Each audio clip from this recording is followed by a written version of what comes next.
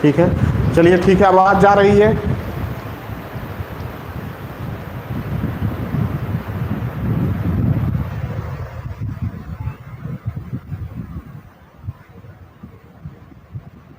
आवाज आ रही है, चलिए ठीक है। मैं ये कह रहा था कि आज का क्लास बहुत ही इंपॉर्टेंट है। इसलिए इंपॉर्टेंट है कि आज जो टॉपिक आप पढ़ने वाले हैं, जो बेसिक कंसेप्ट पढ़ने वाले हैं, अभी भूगोल विषय की शुरुआत में नहीं करूंगा, अभी तो शुरुआत होते होते 4-5 दिन और लगेगा। लेकिन जो भी बेसिक कंसेप्ट आप पढ़ने वाले हैं उसमें से आज का कंसेप्ट बहुत ही इंपॉर्टेंट हो जाता है। कल के क्लास में हमने आपसे चर्चा किया था कि वाष्पीकरण की प्रक्रिया क्या होती है और कंडेंसेशन की प्रक्रिया क्या होती है। हमने वाष्पीकरण की एक बार कल की क्लास को रिवाइज कर देता हूं। हमने कहा था कि वाष्पीकरण की प्रक्रिया में जल का जलवाष्प में रूपांतरण होता है। ऐसी स्थिति में जल की संवेदनशील ऊष्मा अपना अवस्था परिवर्तन करके जल के गुप्त ऊष्मा में चली जाती है, जलवाष्प के गुप्त ऊष्मा में चली जाती है।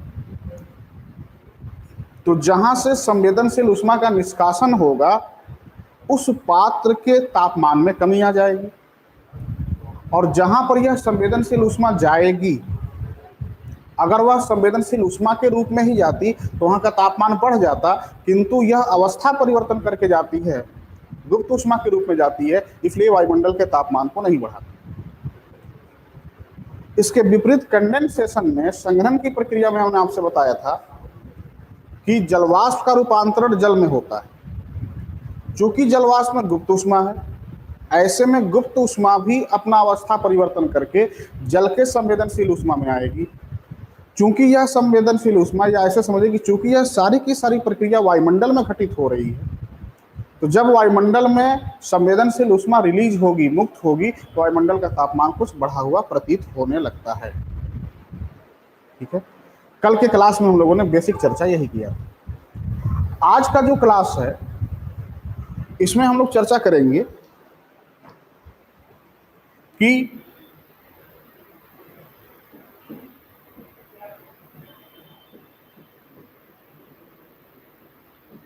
अवशोषण किसे कहते हैं।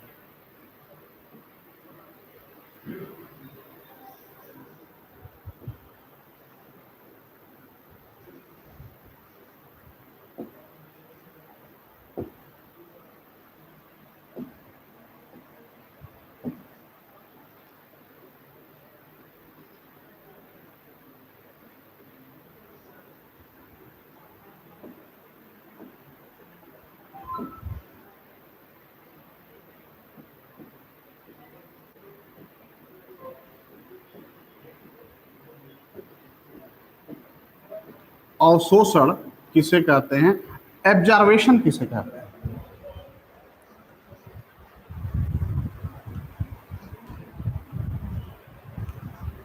अवशोषण की परिभाषा ये है कि मान लीजिए कि सूर्य से पृथ्वी की तरफ, सूर्य से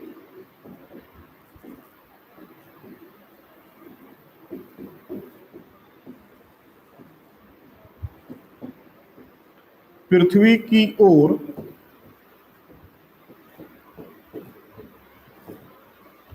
यदि 100%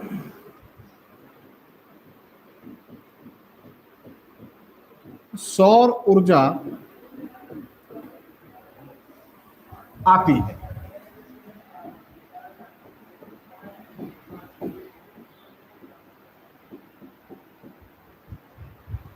मान लेते हैं कि कहीं भी रुकावट नहीं हुआ, वायुमंडल ने नहीं रोका, आदर्श कंडीशन है, और पूरी की पूरी सूर्यास्त, पूरी की पूरी सोलर एनर्जी आपके पृथ्वी को प्राप्त हो जाए। हालांकि ऐसा होता नहीं है, वायुमंडल में बहुत सारी घटनाएं होती हैं जो सौर ऊर्जा को पृथ्वी के सतह पर आने से रोक देती हैं, जिसमें स्कैटरिंग है, प्रकीर्णन है, वायुमंडल में उपस्थित जलवाष्प है, डस्ट पार्टिकल है। ठीक है, वो सब सारी चीजें आगे क्लास में हम चर्चा करेंगे। फिलहाल अभी मैं आपको ये बताना चाहता हूँ, मान लेते हैं कि सारी की सारी सोलर एनर्जी पृथ्वी के सतह पर आ रही है। अब ऐसा तो है नहीं कि जब पृथ्वी की सतह पर यह सोलर एनर्जी आ रही है तो इस 100% का पूरा अवशोषण हो जाएगा।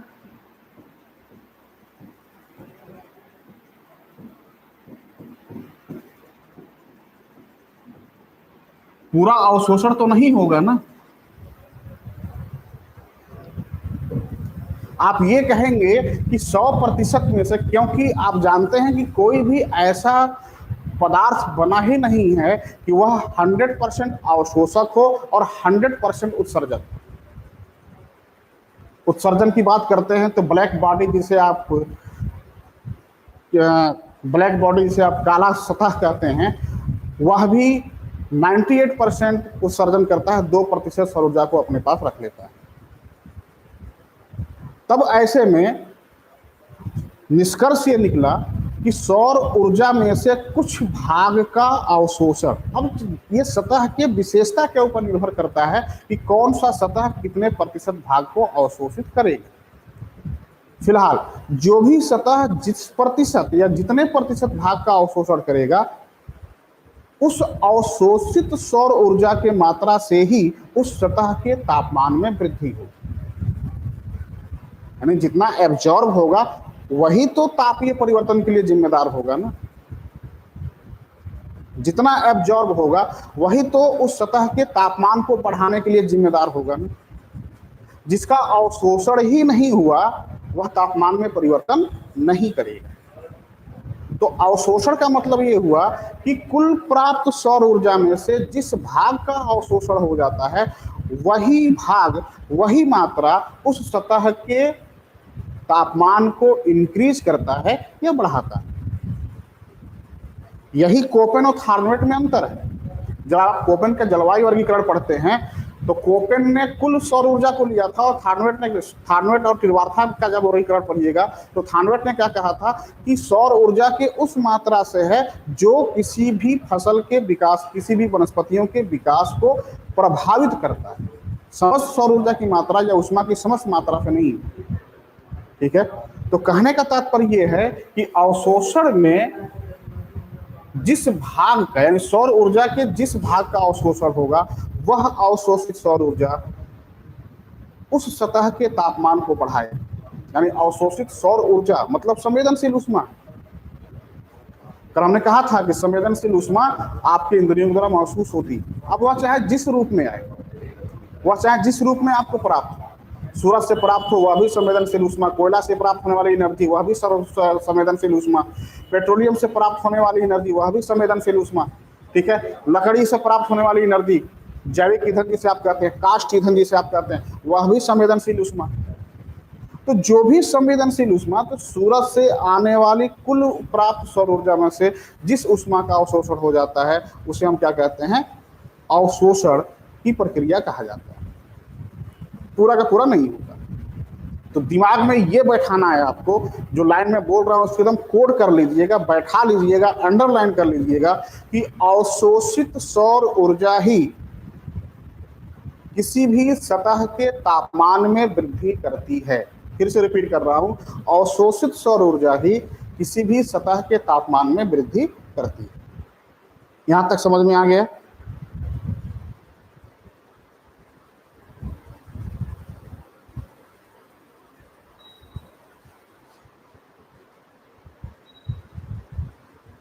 चलिए, अब ठीक इसी से मिलता जुलता एक शब्द है, इसी का विपरीत एक शब्द है परावर्तन, रिफ्लेक्शन, ऑब्जर्वेशन और रिफ्लेक्शन। परावर्तन आप लोगों ने, जिनका साइंस बैकग्राउंड होगा वो इंटर में या हाई स्कूल में पढ़े होंगे, और जिनका साइंस बैकग्राउंड नहीं भी है उनको भी मैं समझा ले जाऊंगा, परेशान मत होइए। आपने पढ़ा होगा कि परावर्तन का मतलब ये हुआ कि शीशे से सूर्य की किरणें, आप एक मिरर ले लीजिए, एक कांच का टुकड़ा ले लीजिए, या जिस शीशा में आप अपना चेहरा देखते हैं, ठीक उस शीशे को आप ले लीजिए और उसको चमकाइए। तो उस शीशे पर जो सूर्य की किरणें पड़ती हैं वह पूरी की पूरी सूर्य की किरणें बिना एब्जॉर्ब हुए, बिना अवशोषित हुए उस शीशे से टकराकर पुनः उसी माध्यम में पूरा का पूरा वापस हो जाती हैं, कुछ भी वहां पर रहता नहीं। तो परावर्तन का मतलब क्या हुआ कि किसी भी सतह से टकराकर सौर ऊर्जा का जिस भाग का परावर्तन हो जाता है, रिफ्लेक्शन हो जाता है, पुनः उसी माध्यम में रिफ्लेक्शन हो जाता है, उसे परावर्तन कहते हैं। इसको व्यवहारिक समझाते हैं।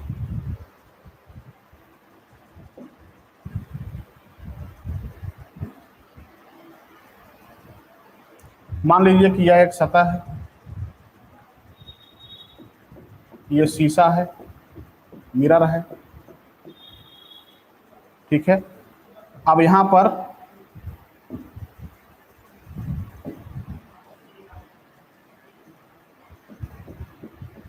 ये सनरेज है।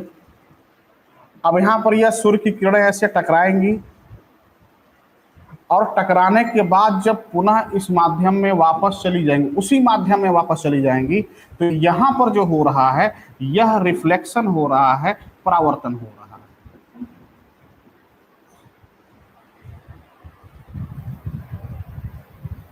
अब आप मुझे बताइए कि ये तो इनकमिंग सोलर एनर्जी है,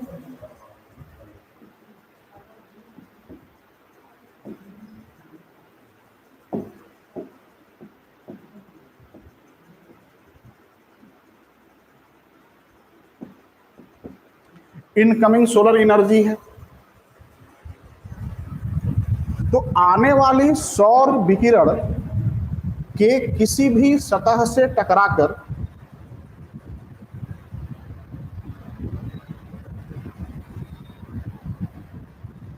आने वाली सौर विकिरण से किसी भी सतह से टकराकर जिस मात्रा का परावर्तन होता है उसे हम क्या करते हैं, परावर्तन कहते हैं। सवाल यह है कि क्या परावर्तित सौर ऊर्जा, ध्यान सुनिएगा सवाल मैं आपसे पूछ रहा हूं, क्या रिफ्लेक्टेड सोलर एनर्जी, क्या परावर्तित सौर ऊर्जा सतह के तापमान को बढ़ाएगी? प्रश्न मेरा आपसे है कि क्या परावर्तित सौर ऊर्जा सतह के तापमान को बढ़ाएगी? जवाब दीजिएगा आप लोग। बिल्कुल नहीं, सही बात है।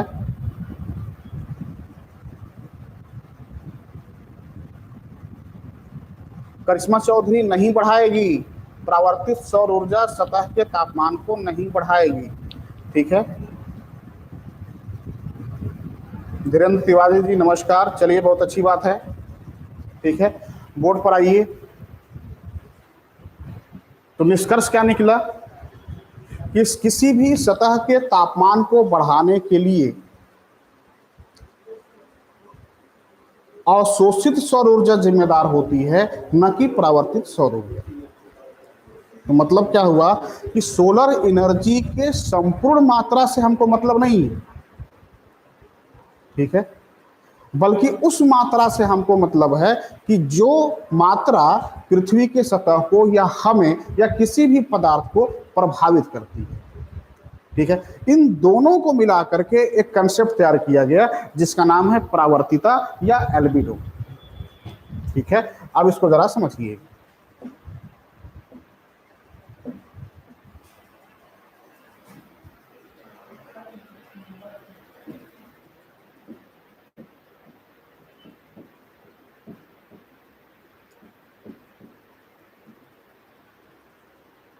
इसी को स्वीति भी कहा जाता है, इसी को स्फीति भी कहा जाता है,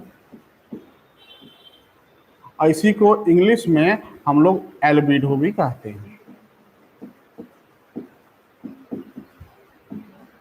मुझे आपको एल्बिडो पढ़ाना था। अब समझिए, जो लोग लाइव क्लास में, जी गौतम जी पूरा समझाऊंगा, बहुत ही आनंद आएगा, परेशान बस जुड़े रहिए। आशीष सिंह जी को नमस्कार, ठीक है। देखिए, अगर मुझे एल्बिडो पढ़ाना होता और आपसे जिम्मा छुड़ाना होता तो मैं सीधे मंच पर चढ़ता, एल्बिडो की परिभाषा बताता और इसको थोड़ा सा अप्लाई करा करके अपना काम पूरा करके चला जाता। लेकिन मुझे आपको एल्बिडो पढ़ाना नहीं है, बल्कि एल्बिडो को आपके नसों में उतार देना है, ठीक है।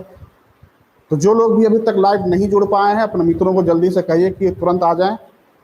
ठीक है, यहाँ से सवाल जम के पूछा जाता है। ठीक है, अब जो एल्बिडो है वह अवशोषण और परावर्तन दोनों ही कंसेप्ट को मिला करके तैयार किया गया।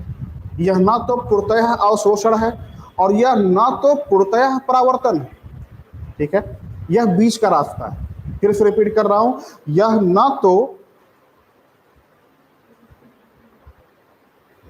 ठीक है, यह ना तो पूर्णतः परावर्तन है और यह न तो पूर्णतः रिफ्लेक्शन है और न तो पूर्णतः एब्जर्वेशन है। ठीक है, दोनों का बीच है। देखिए, एल्बिडो का मतलब हुआ, समझिएगा,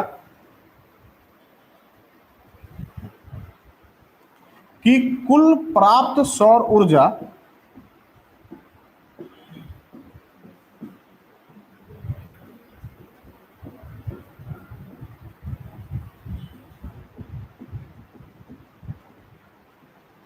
ऊर्जा में से परावर्तित सौर ऊर्जा की मात्रा।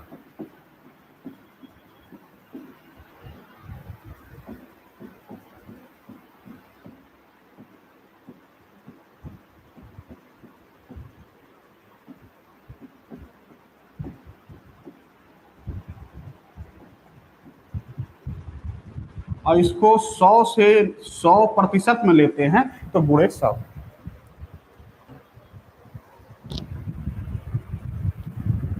ठीक, जरा फिर से समझिएगा।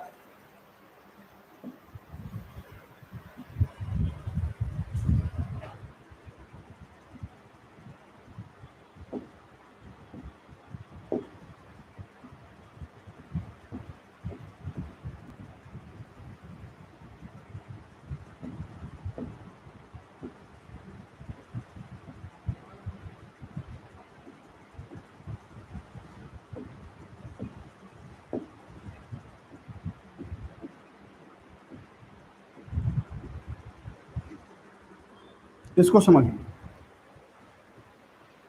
फार्मूला ये कह रहा है कि पृथ्वी के सतह को जितनी ऊर्जा की प्राप्ति होती है, उस प्राप्त ऊर्जा में से जो ऊर्जा रिफ्लेक्ट हो जाता है उसे एल्बिडो कहते हैं। आइए समझते हैं। मान लीजिए कि यह पृथ्वी का सतह है।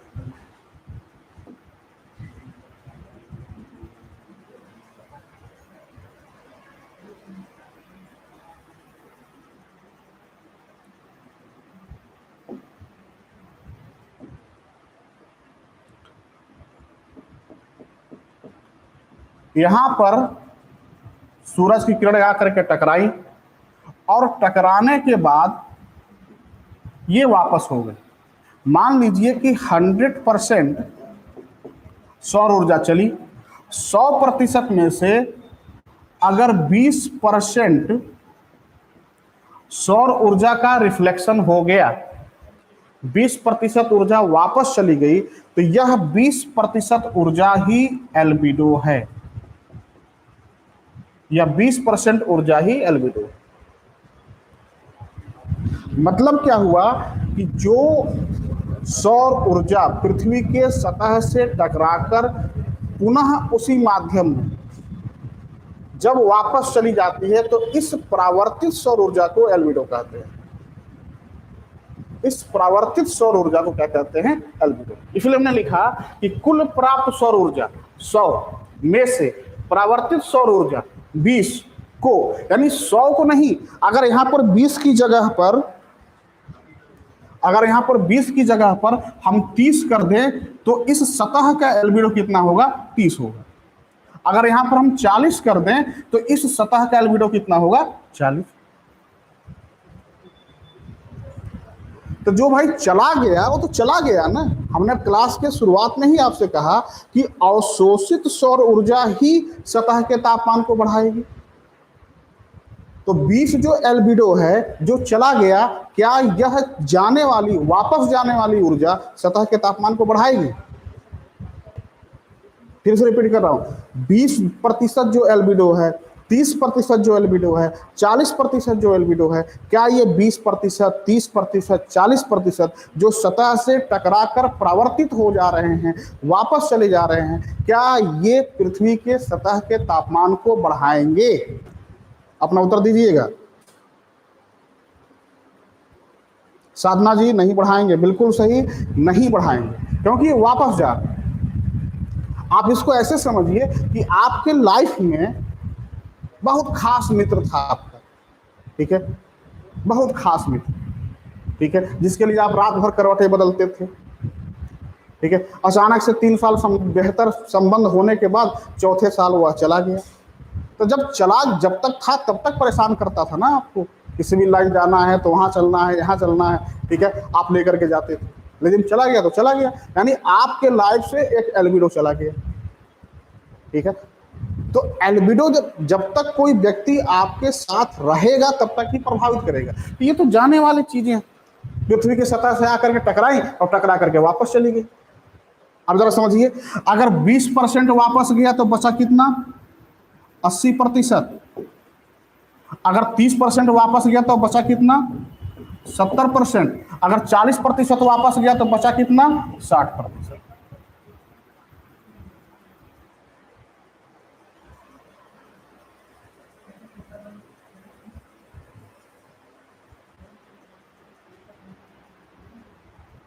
ठीक है, फिर से देखिए, अगर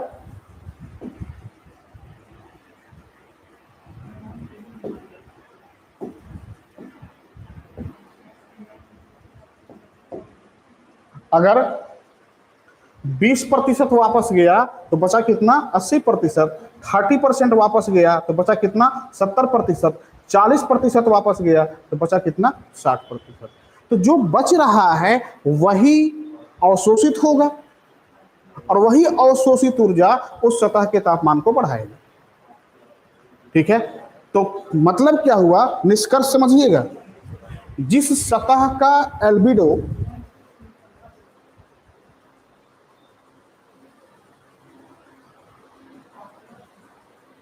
बिल्कुल सही है ममता जी, आगे चलेंगे सारी चीजें बताएंगे आपको, बात समझिएगा। जिस सतह का एल्बिडो जितना ज्यादा होगा, जो लाइन में बोल रहा हूं उसको ध्यान से करके सुनते जाइएगा।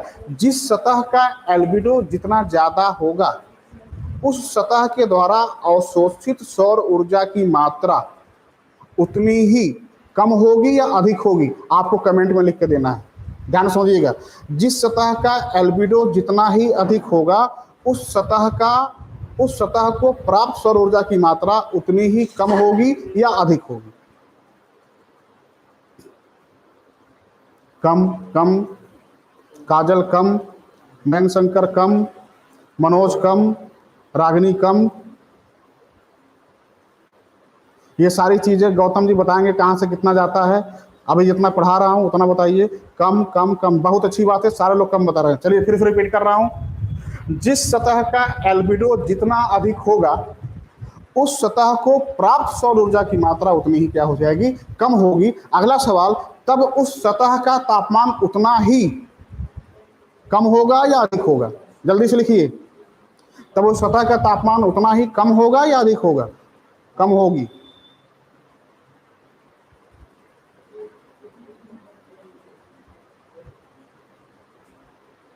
चलिए बहुत अच्छी बात है, सारे लोग बहुत बढ़िया समझ में आ रहा है। आइए, तो समझ में आ गया कि सतह का एल्बिडो बढ़ाएंगे। फिर से रिपीट कर रहा हूं, किसी भी सतह का एल्बिडो बढ़ाते जाएंगे, उस सतह के द्वारा अवशोषित सौर ऊर्जा की मात्रा कम होती जाएगी, इसलिए उस सतह के तापमान में भी क्रमशः कमी आती जाएगी। एक सवाल पूछा है पीजीटी में कि विकल्प था कि किसी ग्रह की चाक्षुष द्युति, समझिएगा इंग्लिश टर्मिनोलॉजी, हिंदी बहुत ही कठिन होता है।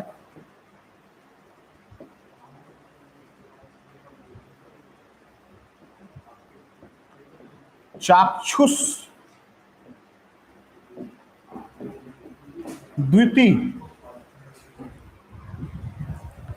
किसी ग्रह की चाक्षुष द्युति बहुत ज्यादा है, किसी ग्रह का चाक्षुष द्युति बहुत ज्यादा है, तो वह ग्रह चमकता हुआ दिखाई देगा, काला दिखाई देगा, लाल दिखाई देगा, अथवा जैसा है वैसा ही दिखाई देगा। फिर से रिपीट कर रहा हूं, किसी ग्रह की चाक्षुष द्युति बहुत ज्यादा है, ठीक है। अब चाक्षुष द्युति आपको समझ में नहीं होगा, चाक्षुष माने आंख, द्युति माने चमकना, ठीक है। इसको ब्राइटनेस समझिए।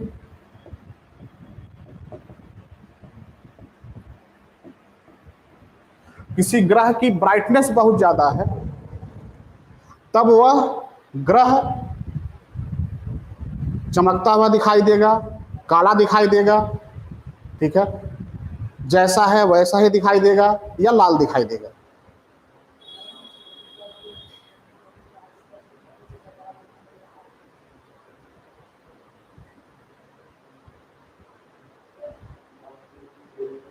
रविचंद्र रेड कह रहे हैं, बाकी सभी लोग चमकता हुआ।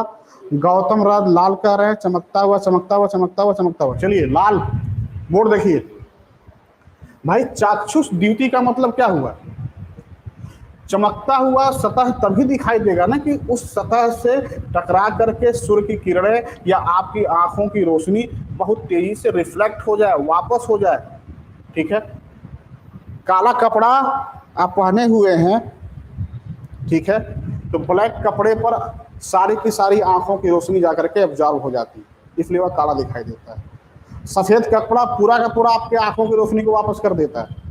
मतलब समझ रहे हैं कि जब किसी भी सतह की ब्राइटनेस बढ़ेगी, मतलब क्या हो रहा है कि उस सतह का एल्बिडो ज्यादा हो रहा है, उस सतह से ऊर्जा, सौर ऊर्जा के टकरा करके वापस जाने की मात्रा ज्यादा है, तभी वह सतह ब्राइट दिखाई दे रहा है, ठीक है। समझ में आ रही है वो चीजें, ठीक है। तो वायुमंडल में कोई भी ग्रह ज्यादा चमकीला तब दिखाई देता है जब उस सतह का, उस ग्रह के सतह से एल्बिडो की मात्रा बहुत ज्यादा होती है। ठीक यही चीज हमारे जीवन में भी लागू होती है। अगर कमरे से खूब बढ़िया क्रीम और पाउडर लगा करके चेहरे पर निकलिए तो सतह का एल्बिडो बढ़ा हुआ रहता है और चेहरे का एल्बिडो बढ़ा हुआ रहता है, और आधा एक घंटा जो है ब्राइटनेस क्या होता है दिखाई देता है, और फिर एक घंटे के बाद जैसे ही चेहरा अपने मूल स्वरूप में आता है तो ब्राइटनेस क्या हो जाता है, कम हो जाता है। यानी सतह, यानी चेहरे का सतह जो है एब्जॉर्ब करना शुरू हो जाता है। इसलिए आप लोग देखे होंगे कि जो लोग गोरे होते हैं बहुत चमकदार दिखाई देते हैं, ठीक है। तो आनंद ले रहा हूँ आप लोगों से, ठीक, व्यवहारिक बना के पढ़ाता हूँ, ठीक है, इसलिए आप भी वहाँ बैठे बैठे आनंद लीजिए। तो किसी व्यक्ति को देख करके कह मत दीजिएगा कि तुम्हारा एल्बिडो ज्यादा है, नहीं तो आगे चल करके हो सकता है कि झापड़ वगैरह भी खाना पड़े, ठीक है।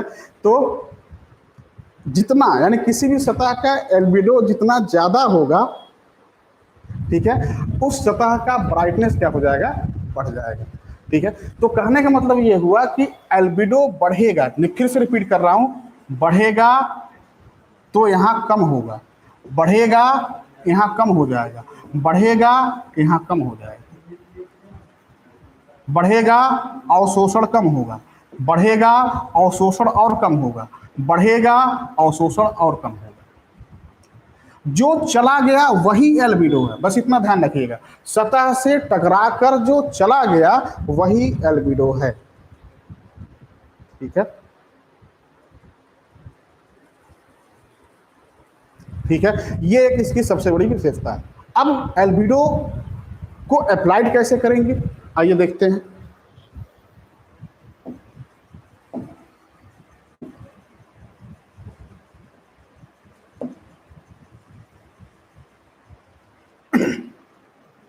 एल्बिडो निर्भर करता है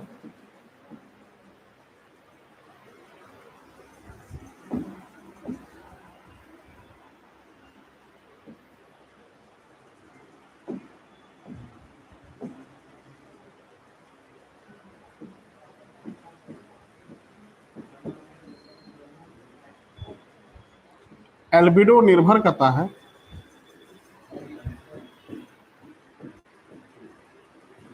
सतह के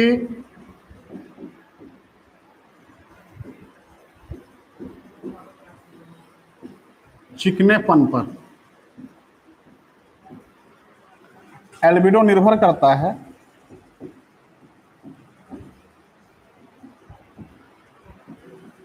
सतह के खुरदरेपन पर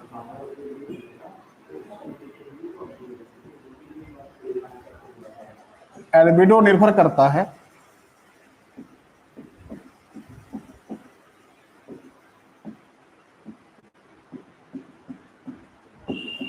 सतह के गाढ़ेपन पर।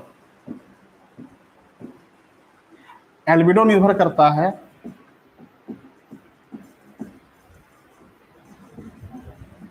सतह के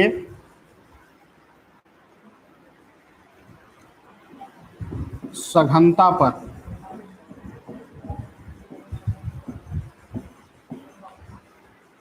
एल्बिडो निर्भर करता है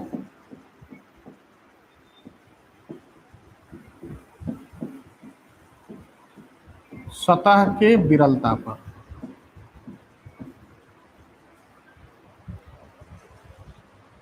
चाहे तो इसका स्क्रीनशॉट ले लीजिए आप लोग, ठीक है। एल्बिडो किसका किस पर निर्भर करेगा? सतह के चिकनेपन पर, सतह के खुरदरेपन पर, सतह के गाढ़ेपन पर, सतह के सघनता पर, सतह के विरलता पर। सत्येंद्र जी, हाँ पूछिए, सवाल क्या है आपका? वही रंग पर ही, गाढ़ेपन का मतलब हमने रंग से ही लिया है। मनोज कुमार जी, गाढ़ेपन का मतलब हमने रंग से ही लिया है, द्रव से ही लिया है। सत्येंद्र यादव जी, सवाल पूछिए। पॉजिटिव आंसर हमने बताया तो आपको कि किसी भी ग्रह का ब्राइटनेस तभी बढ़ेगा जब वहां का एल्बिडो ज्यादा होगा।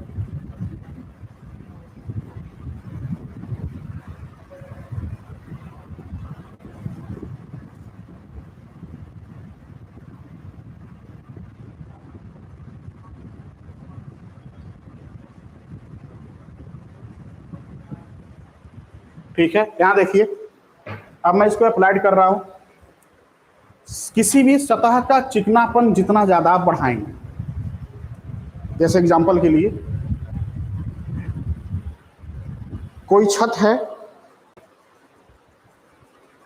ठीक है, कोई छत है और उस छत का जो फर्श है वह समान रूप से सीमेंट का बना हुआ है, और उस दूसरा फर्श है, उसके ऊपर हम लोग मार्बल लगा दिए, टाइल्स लगा दिए। तो टाइल्स लगा हुआ फर्श और सीमेंटेड फर्श में, दोनों में से किसका एल्बिडो ज्यादा हो जाएगा? आप खुद ही बताइएगा, चिकनापन किसका ज्यादा है? टाइल्स लगे हुए छत का ज्यादा है। तो टाइल्स लगे हुए छत का जब एल्बिडो क्या हो जाएगा?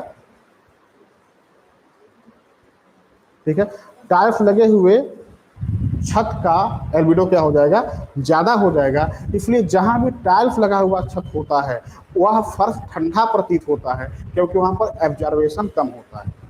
वहीं सीमेंटेड फर्श गर्म हो जाएगा, वह एब्जॉर्ब ज्यादा करेगा, वह परावर्तन कम करेगा। ठीक है, उसी प्रकार से सतह का खुरदरापन, जैसे मान लीजिए कि एक खेत जुता हुआ है और दूसरा खेत बिना जुता हुआ है। जुता हुआ खेत यानी उसमें हल चला दिया गया है, और एक जमीन है जिसमें हल नहीं चलाया गया है।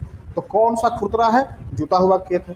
तो जुता हुआ खेत का एल्बिडो क्या होगा? कम होगा, और बिना जुते हुए खेत का एल्बिडो क्या हो जाएगा? ज्यादा हो जाएगा, क्योंकि जुते हुए खेत में सूर्य की किरणें आकर के फंस जाती हैं, रिफ्लेक्ट कम हो पाती हैं। जबकि बिना जुता हुआ खेत है, वहां पर सूर्य किरणें आकर टकराएंगी और टकरा करके ज्यादा मात्रा में वापस चली जाएंगी। ठीक है, तो जुता हुआ खेत और बिना जुता हुआ खेत में से, ठीक है, ठीक है, दोनों में से कहाँ का एल्बिडो ज्यादा होगा? तो आप कहेंगे बिना जुता हुआ खेत, चूंकि खुरदरा कम है इसलिए उसका एल्बिडो ज्यादा होगा। ठीक, उसके बाद सतह के सघनता पर, मान लीजिए कि दो प्रकार के हम वन दे रहे हैं। एक वन की स्थिति है उष्णकटिबंधीय सदाबहार वन,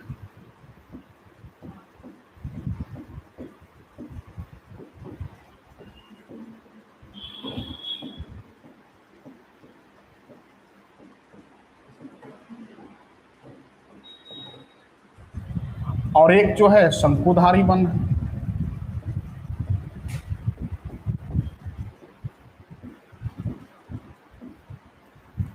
आप खुद ही बताइए कि उष्णकटिबंधीय सदाबहार वन और शंकुधारी वन दोनों में से कहाँ का एल्बिडो जामवंत भारती डेजर्ट का, अभी आ रहे हैं सारी चीजें, थोड़ा इसको जो विकल्प दिया उस पर विचार करिए। मनोज कुमार जी जो पढ़ा रहे हैं उसको पहले देखिए, आगे हम पढ़ाएंगे जलवायु विज्ञान। ठीक है, उष्णकटिबंधीय सदाबहार वन और शंकुधारी वनों में से किसका एल्बिडो ज्यादा होगा? ठीक, शंकुधारी, बहुत अच्छी बात है, शंकुधारी। ठीक है, सदाबहार वन का रविचंद्र सदाबहार वन लिख रहे हैं, जीएस शंकुधारी, शंकुधारी। रवि जी, आपके भूगोल में आपको बहुत ज्यादा मेहनत करना पड़ेगा, जुड़े रहिएगा, मैं आपको इस तरह तैयार कराऊंगा।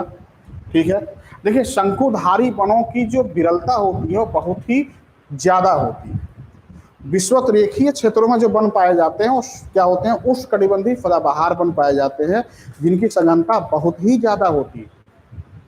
ठीक है, तो वनों की सघनता जब ज्यादा होगी तो सूर्य की किरणें जब एक बार अंदर प्रवेश कर जाएंगी तो उनका वापस जाना बड़ी मुश्किल हो जाता है, तो सघनता बढ़ेगी, एल्बिडो कम हो जाएगा। और जैसे जैसे वनों की विरलता बढ़ती जाती है, वन वृक्ष दूर दूर होते जाते हैं, ठीक है, उन वनों की एल्बिडो क्या होती जाती है? अधिक होती जाती है। ठीक है, तो ये सारा कुछ कंसेप्ट हमने कहा कि एल्बिडो को आपको बहुत ही प्रेम से समझना है। अब मैं आपको कुछ एग्जाम्पल दूंगा जिसको आपको हल करना है और बताना है कि क्या स्थिति होगी। ठीक है, चलिए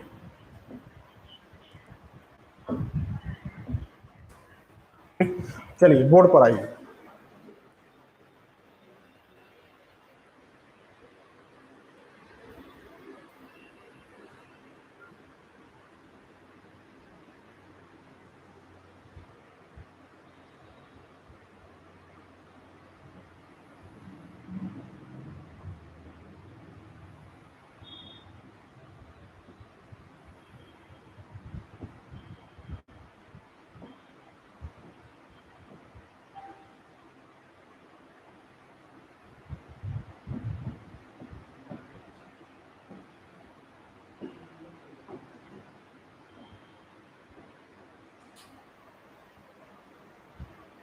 यहां पर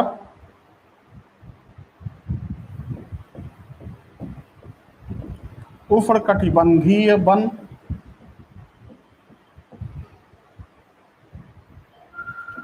उपोष्णकटिबंधीय वन,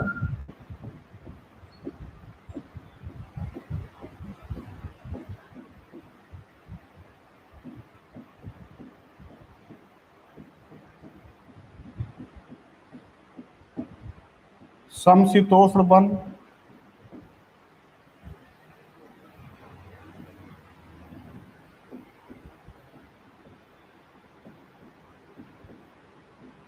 शंकुधारी वन मिलते हैं। अब उष्णकटिबंध को हम लोग दो भागों में बांट लेते हैं। 0 डिग्री पर जो मिलते हैं, 0 से 10 के बीच में मिलते हैं, उन्हें सदाबहार एवरग्रीन फॉरेस्ट कहा जाता है। उष्णकटिबंधीय सदाबहार वन कहा जाता है।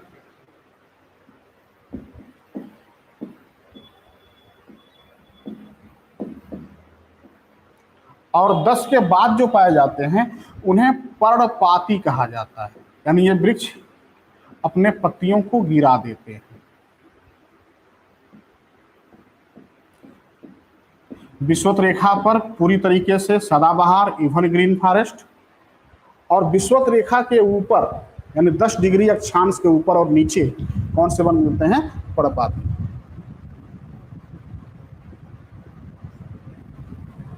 ठीक है, अब आप मुझे ये बताइए कि यहां पर जैसे जैसे आप निम्न अक्षांश से उच्च अक्षांश की तरफ जा रहे हैं, यानी 0 से आप किधर चल रहे हैं?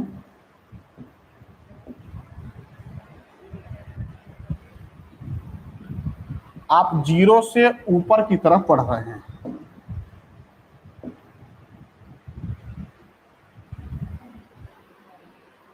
ऐसे आपको ये बताना है कि यहां पर एल्बिडो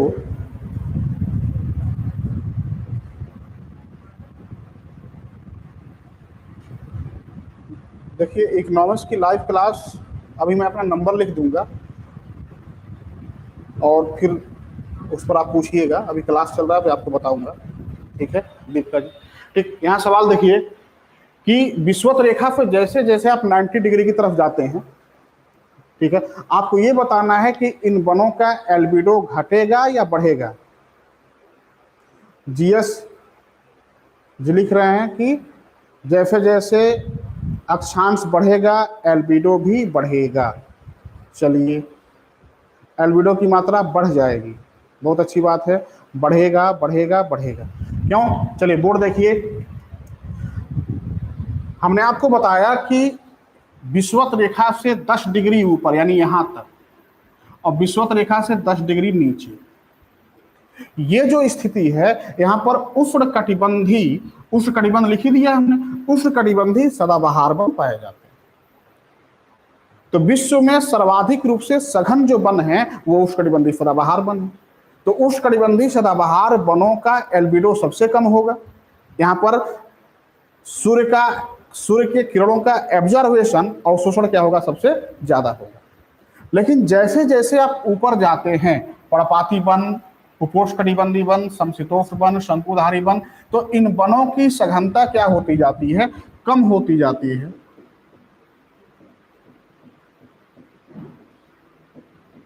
इस वजह से एल्बिडो बढ़ता जाता है, या आप ये कह सकते हैं कि इन वनों की विरलता बढ़ती जाती है, इसलिए एल्बिडो भी बढ़ता जाता है।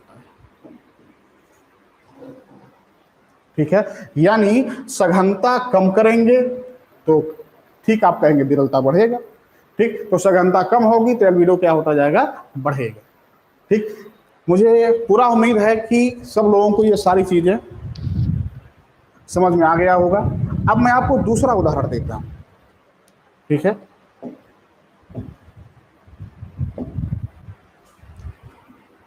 समझिएगा, हमने आपको लिखा संगठित हिम है, ठोस आइस कैप है, ध्रुवीय क्षेत्रों में बहुत दिनों से बर्फ, यानी ध्रुवीय क्षेत्रों में बर्फ की बड़ी बड़ी शील्ड है, चादरें हैं। एक असंगठित हिम है,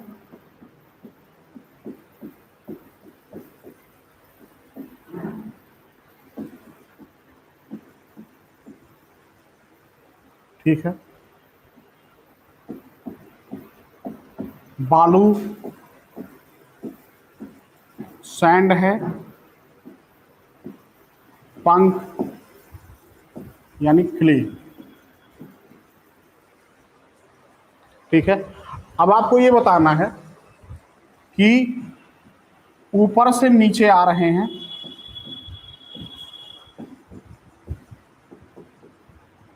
तो इसका एल्बिडो बढ़ेगा या घटेगा।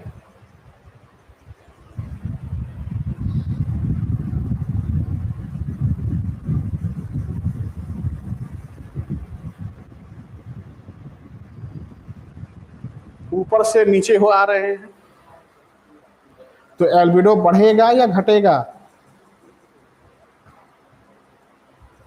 घटेगा, घटेगा। जय शंकर यादव लिख रहे हैं बढ़ेगा। चलिए, सारे लोग घटा रहे हैं, कुछ एक लोग दो लोगों को छोड़कर।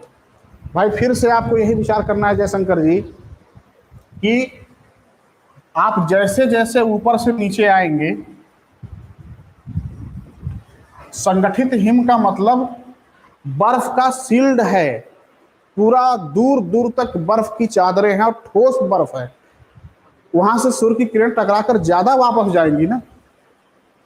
और ये असंगठित हिम है, मतलब इसका ये हुआ कि अभी ताजा ताजा बर्फबारी हुई है, शील्ड के रूप में नहीं है बल्कि टुकड़ों में बिखरा हुआ हिम है। ठीक है, हिम किस रूप में है, बर्फ किस रूप में है, टुकड़ों में है। तो टुकड़ों में है तो उसमें सूर्य की रोशनी फंसेगी आकर के, वापस कम जाएगी। और उसके नीचे जब आते हैं तो बालू है, बालू में तो और कम वापस जाएगी। और उसके नीचे जब आते हैं तो कीचड़ है, पंख है, उसमें तो और कम वापस जाएगी। तो जैसे जैसे आप इस विकल्प में ऊपर से नीचे आते हैं, सतह का खुरदरापन बढ़ रहा है ना, तो खुरदरापन बढ़ेगा तो एल्बिडो कम होगा, ठीक है, यानी अवशोषण ज्यादा होगा।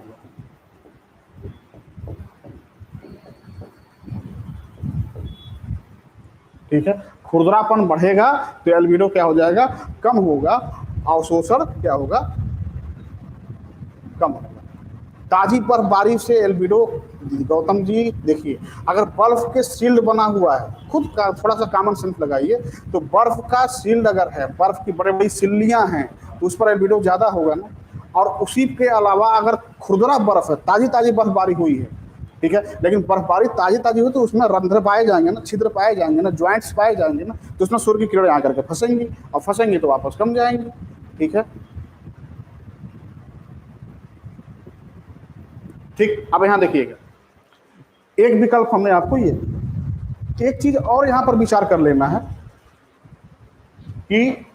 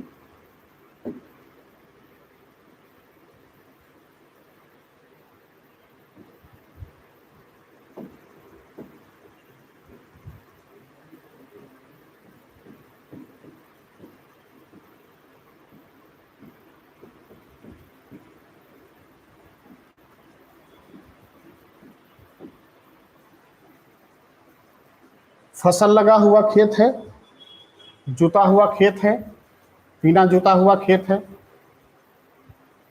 और उसके बाद इन तीनों पर आपको विचार करना है। नीचे से ऊपर चल रहे हैं,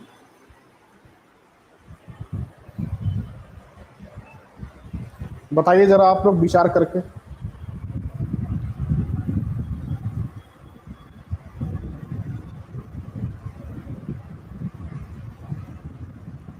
हाँ, तो फ्रेश आइस, देखिए प्रवीण रानी जी, फ्रेश आइस जब रहा होगा तो उसमें हिमखंड नहीं दिया होगा, ठोस हिम नहीं दिया होगा, कुछ और विकल्प रहा होगा। क्वेश्चन लेकर के आइएगा कल, ठीक है।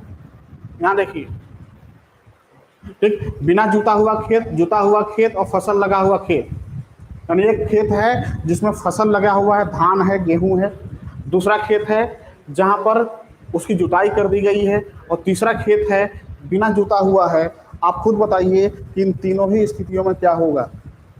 ऊपर से नीचे से ऊपर चल रहे हैं, एल्बिडो पर विचार करना है। एल्बिडो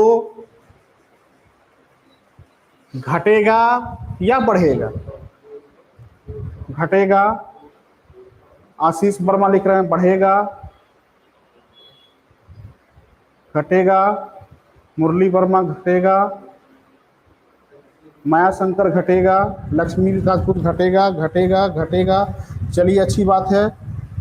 बबीता सिंह घटेगा, अच्छी बात है। चलिए एक लोग लिखे हैं बढ़ेगा, ठीक है। फिर से मित्र जो लोग बढ़ेगा लिख रहे हैं, मैं आपसे फिर से रिपीट कर रहा हूं कि एल्बिडो में जब सघनता, सतह की सघनता जब बढ़ेगी, एकदम कॉमन सेंस बताइए, सतह की सघनता जब बढ़ाएंगे, एक खेत है जिसमें धान की फसल लगी हुई, एक खेत है जिसमें गेहूं की फसल लगी हुई, कोई भी फसल लगी हुई, तो आप कॉमन सोचिए कि अगर ऊपर से सूर्य की किरणें उस खेत के अंदर आएंगी तो क्या ज्यादा वापस जाएंगी? आप कहेंगे नहीं, फसलों में फंस करके रह जाएंगी। तो जब वापस नहीं जाएंगी तो एल्बिडो कम हो गया ना, जाने वाली सौर किरण को एल्बिडो कहते हैं ना। तो इसमें फसल लगा हुआ खेत में एल्बिडो क्या होगा, कम। और बिना जुता हुआ खेत, ठीक है, सूर्य की किरणें आएंगी, सतह से टकराई और टकरा करके वापस चली गई, तो यहाँ एल्बिडो ज्यादा होगा। और यहाँ पर एल्बिडो कम होगा। ठीक है, यानी जैसे जैसे इस विकल्प में नीचे से ऊपर की तरफ जाएंगे एल्बिडो कम होता जाएगा।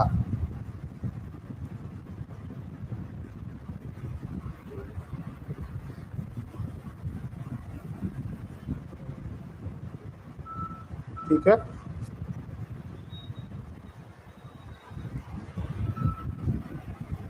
देखिए बिना जूता हुआ खेत जो है और जूता हुआ खेत, समझिए यहां पर जूता हुआ खेत और बिना जूता हुआ खेत, इन दोनों पर अगर विचार करें तो कौन ज्यादा खुरदरा है? ये खुरदरा है ना, और कौन कम खुरदरा है? ये खुरदरा ज्यादा है। और कौन कम खुरदरा है? ये कम खुरदरा है। तो खुद बताइए अब आप, किसका एल्बिडो ज्यादा होगा? जो खुरदरा ज्यादा है उसका एल्बिडो कम हो जाएगा ना। कम खुरदरा यानी चिकना ज्यादा है, तो यहां पर एल्बिडो क्या हो जाएगा? ज्यादा हो जाएगा। ठीक है, तो आज का टॉपिक समझ में आ गया सब लोगों को?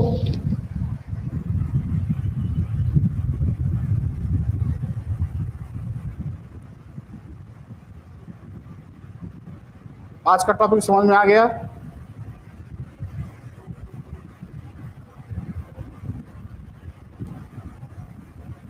चलिए, हमने कल कहा था कि 4 ही प्रश्नों का डिस्कस हो पाया था। 1 घंटे क्लास आपकी चल गई है कंसेप्ट वाली।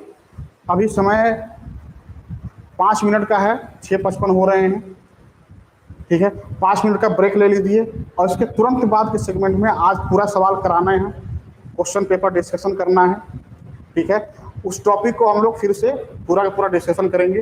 ठीक है, 5 मिनट के ब्रेक के बाद मैं फिर मिलता हूँ। कल समय कम मिल पाया था, लेकिन आज करना है। रुक मिनट हो जाओ।